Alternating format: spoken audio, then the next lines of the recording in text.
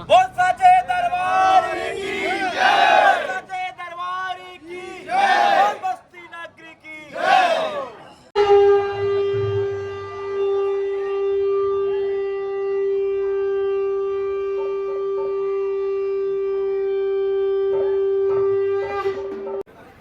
मैं सुनील कुमार बिलोहा, माता महाकाली सदस्य एवं सेवक ग्राम सिंगलदीप और हमारे ग्राम के माननीय सरपंच भाई विनय कुमार जी पटेल रिटायर्ड पूर्व आर्मी से रिटायर भी हैं भाई, और वर्तमान में ग्राम पंचायत सिंगलदीप के सदस्य युवा सरपंच और माता महाकाली नवदुर्गा उत्सव समिति के सदस्य भी हैं और वरिष्ठ सदस्य वर्ष 2003 से ही भाई राजू दीवान जी हमारे गांव के वरिष्ठ समाज सेवी, और भाई गोरेलाल जी पटेल,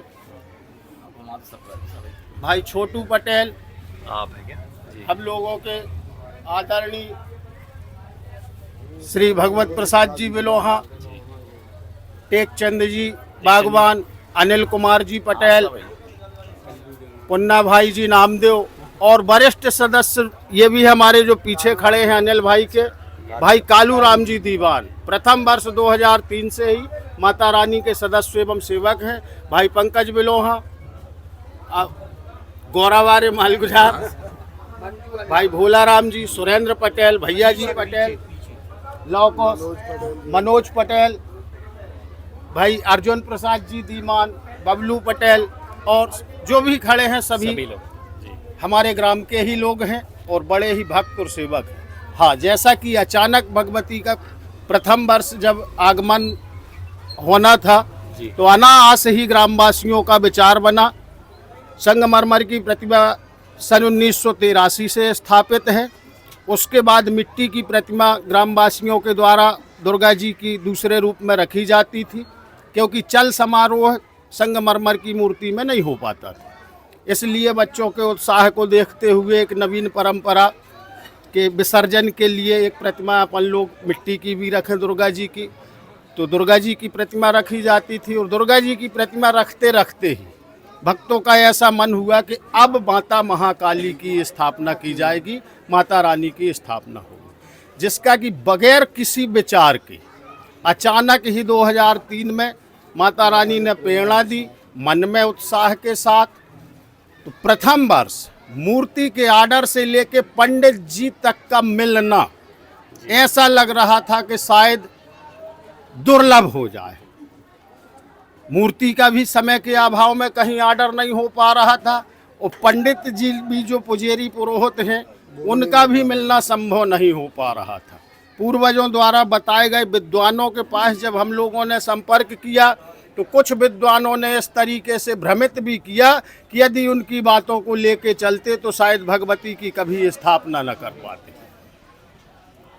लास्ट में एक हमारे क्षेत्रीय ग्राम गौरा नेगई में पन्ना वाले वरिष्ठ बड़े ही विद्वान पंडित पन्ना वाले दादाजी, उनके द्वारा शायद मेरे से ज़्यादा उनके विषय में काफ़ी लोग जानते होंगे। मैं तो पहली बार उस समय पे मिला था। उनने बराबर एक रास्ता दिखाई थी, और जो उनने उस समय बोला था कि चिंता नहीं करो, मूर्ति का आर्डर भी होगा और पंडित भी पूजा के लिए मिलेगा। तो बराबर मूर्ति का आर्डर भी हुआ। समय का बहुत अभाव था, शेष 15 दिन थे दशहरा पर्व के कार्यक्रम के लिए, और पंडित भी अच्छा मिला। और अचानक में माता रानी के लिए पंडित पुजेरी प्रथम मझौली से आगमन हुआ। शायद नाम मैं उनका भूल रहा हूँ। प्रथम पूजा मझौली से जो पंडित जी आए हैं उनने की है। ये हमारे बीच में अभी जो आचार्य पुरोहित हैं राजेश कुमार जी दीक्षित, ये तीसरे पुरोहित हैं माता रानी के जो निरंतर पुजारी हैं। हाँ, इसके पूर्व में 2 आचार्य पंडितों ने और सेवाएं दी हैं, और ये राजेश कुमार जी दीक्षित इंदौर से हैं, जिनके द्वारा अभी निरंतर सेवाएं चालू हैं। बहुत सुंदर मधुर ध्वनि में वो मंत्राचार करते हैं, तो बहुत अच्छा लगता है। प्रथम वर्ष माता रानी की प्रतिमा से लेकर पंडित पुजेरी तक में बहुत समस्याओं का सामना सदस्य और सेवकों ने किया है, पर प्रेरणा अनुसार हार ना मानते हुए अपने प्रयास में माता रानी की कृपा अनुसार सफल हुए हैं। और आज माता की ही अपार कृपा है कि निरंतर उसी भव्यता के साथ आज भी गांव में माता रानी अपनी सेवा पूजा का अवसर धर्म प्रेमियों को प्रदान कर रहे हैं। बोलिए माता महाकाली की जय। सरपंच महोदय से भी हम सुनेंगे कुछ। हमें सबसे पहले तो अच्छा लगा कि युवा एक सरपंच है यहाँ पे और बहुत पढ़े लिखे युवा हैं। आर्मी में आप सर्विस भी दे चुके हैं और तो हमें ये सबसे पहले ये जान के बड़ा अच्छा लगा। तो आप कुछ बताइए इस बारे में। मैं मतलब गांव के हमारे जितने वरिष्ठ हैं जी, मैं उन सब का तहे दिल से धन्यवाद करता हूं और जो हमारे हम युवा लड़के हैं उनका भी जो सहयोग तन मन धन से रहता है। गांव के कोई भी कार्यक्रम, सार्वजनिक कार्यक्रम है जो मतलब सभी लोग बढ़ चढ़ के हिस्सा लेते हैं और जो हमारी पूर्वजों जो एक हमारी संस्कृति है उसको हमारे जो आने वाली नई जनरेशन भी है उसको लेके चल रही है। तो इसे हमें बहुत गर्व होता है कि जो हमारे पूर्वज बना के गए हैं उसको हमारे गांव में पारंपरिक तौर से निभा रहे हैं और कर रहे हैं। तो हमारे जैसे वरिष्ठ हमारे पंडित जी भगवत प्रसाद जी बिलोहा जी बैठे हुए हैं। इन लोगों ने जो माता जी की यहाँ पे बहुत श्रम और परिश्रम से माता जी की स्थापना की है। हम लोग भी चाहते हैं उनका श्रम और जो परिश्रम है वो बरकरार रहे, हम लोग उसको सुचारू रूप से चलाएं और सिंगल दीप का जो नाम है हमेशा ऊंचा रहे। और हम सभी ग्रामवासियों का तहे दिल से धन्यवाद करते हैं कि जो हर कार्य के लिए बड़ा सा बड़ा कार्य एक तिनके के समान माता जी करवा लेती हैं और भक्तगण करते भी हैं। और आपका भी मैं तहे दिल से धन्यवाद करता हूं कि जो आपने माता जी के यहाँ पे आके हम सबका इंटरव्यू लिया और हम लोगों को टाइम दिया। मैं तहे दिल से धन्यवाद तो मेरा है, सौभाग्य मेरा है। मैंने बस उस गांव का नाम बस सुना था। कभी जौलपुर से इंद्राना जाना होता था, रास्ते में बोर्ड लगा है, उसको पढ़ के निकल गए, उसको पढ़ के आगे बढ़ गए, ऐसा होता। तो हमारे एक आश्रम है बर्रा धाम के सामने, जीविका आश्रम। आशीष गुप्ता जी हैं। तो मैं लगभग 1 महीने पहले आया था वहाँ पे। तो उन्होंने कहा कि आपकी सिंगल दीप का जो आयोजन है ना उसके बारे में बताया। बोले इस वर्ष तुम कहीं मत जाओ, यहाँ सिंगल दीप आओ, सिंगल दीप में दर्शन भी करो और उसका जो अपना वीडियो में कवरेज हो सकता है वो कवरेज भी करो। तो मैं विशेष तौर पे सिर्फ सिंगल दीप का जो आयोजन है उसको कवर तो बाद में, पहले दर्शन करने के लिए आया। तो धन्यवाद आप सबका।